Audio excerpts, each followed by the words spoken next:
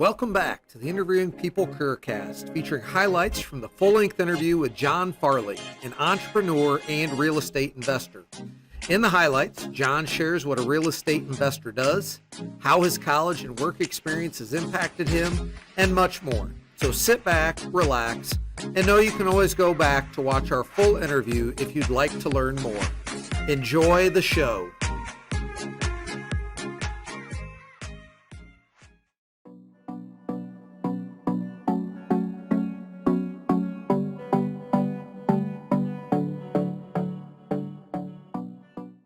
I've always been interested in real estate, but I would have never thought that I'd be a real estate investor. I think maybe, if anything, maybe an agent. So yeah, it's been a fun path, and still have a lot more time too.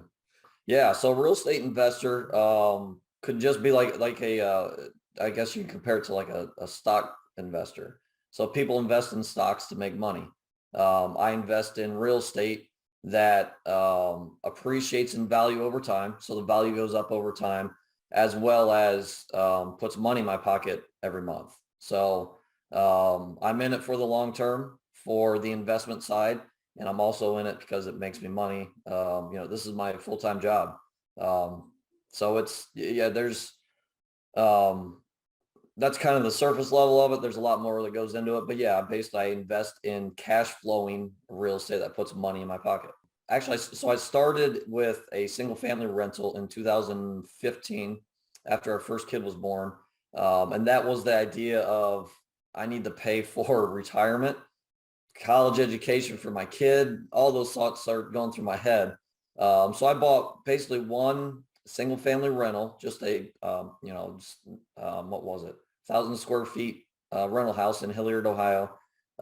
Each year I bought one, so I was up to 4. I did a fix and flip in there and was trying to find my way on how I could truly make money doing it.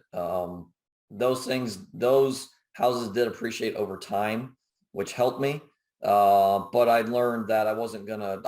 So I was working a 9-to-5 job at that point. I was doing outside sales, and I wanted out of my job. So I knew in order to do that, it would have taken me forever. I would have had to have probably 100 single family houses and rentals to do that. So I knew I had to pivot into another asset class. So I found self-storage. It's your basic roll-up doors. It's pretty boring, but the returns have been really great.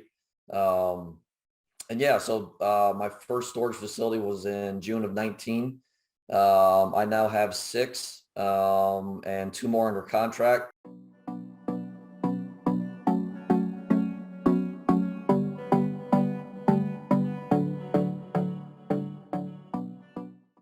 Business management, and then my focus was marketing. Marketing. I'm not going to say anything bad about schools. I've learned. I wouldn't be where I am today without my journey, right? Without my path. I've learned a lot after school, without a doubt. But yeah, the marketing helped me because I was really focused on, once I got out of college, marketing helped me focus on sales, which, I mean, anybody that knew me in high school, even in college, even now, I'm an introvert, kind of shy. So for people to think that I did outside sales or was even going to get into outside sales, it didn't make sense. Didn't make sense to me. But for whatever reason, the fact that I got a marketing degree kind of pushed me into it.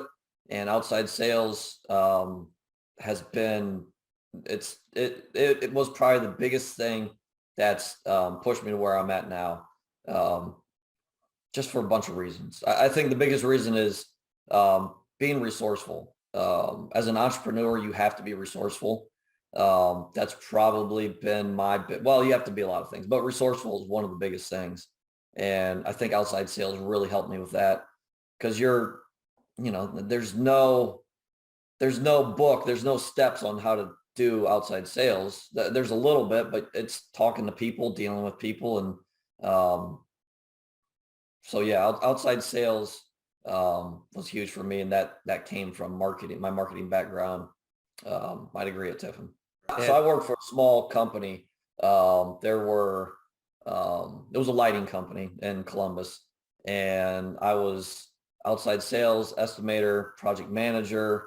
I helped run the guys, scheduling. I did all these things, not just outside sales, but that was the biggest learning experience. A lot of what not to do, but a lot of what to do running a business too. So yeah, real world experience you get with the right or wrong company. Real world experience is great.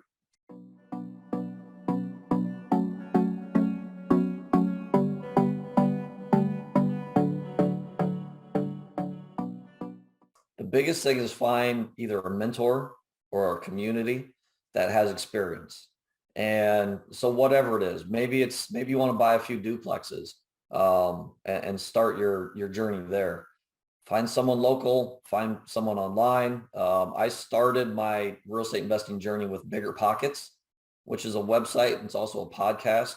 I basically got my master's degree in that before I did anything. And that's just listening to podcasts really and reading articles on the internet.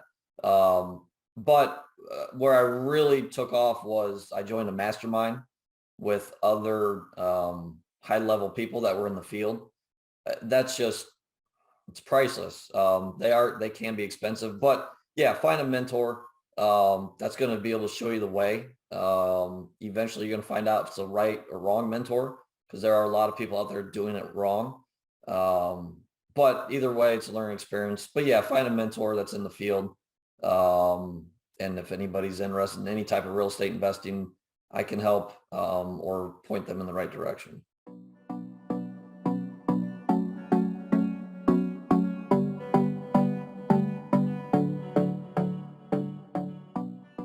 Quitting my 9 to 5. That was, I mean, again, it's kind of, not that I don't like talking about it, but it's because I don't consider myself retired. However, there are people that want to get to that level to where you've got enough money coming in every month and then some to where you don't have to work again. So that was career wise, that was by far the biggest milestone for me. I don't know if I can top that. That was, yeah, I mean, it's total freedom. If I wanted to, I could go off and take a trip to Florida for 3 months. Yeah, that was a huge milestone. Yeah. If you don't, you've got to keep working, regardless. If you stop, what are you going to do? You know, I play golf. I'm not going to play golf, especially now. I can't play golf. But yeah, what are you going to do? So you've got to be productive.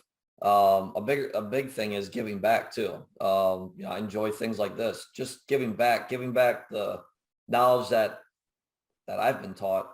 But yeah, technically no one wants to work, but even at my 9 to 5 that I didn't like in outside sales, I didn't like the product I was selling. However, this took some time. This took some time to figure out. I like solving problems.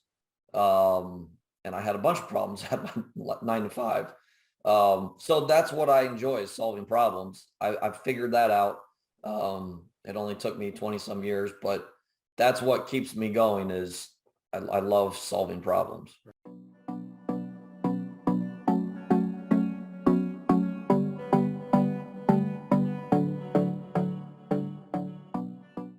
Have patience, but at the same time, grind. Because good things will happen eventually. And the more good that you put out, the more good will come back. I think that's probably understated. It's actually, I may give you a few things here, but That's fine. Giving back is, that's really when my life did a 180. And not that I had a bad life before or anything, but once I started really giving back, and you can give back in all kinds of ways. Obviously money's one way, but time, knowledge, there's so many ways to give back. Once you start doing that, it's amazing what comes to you, and it comes back tenfold.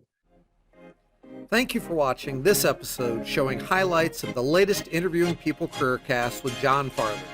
And to make your Mondays better than ever, subscribe so you can hear more career stories from those who are actually doing the work. Thank you for watching.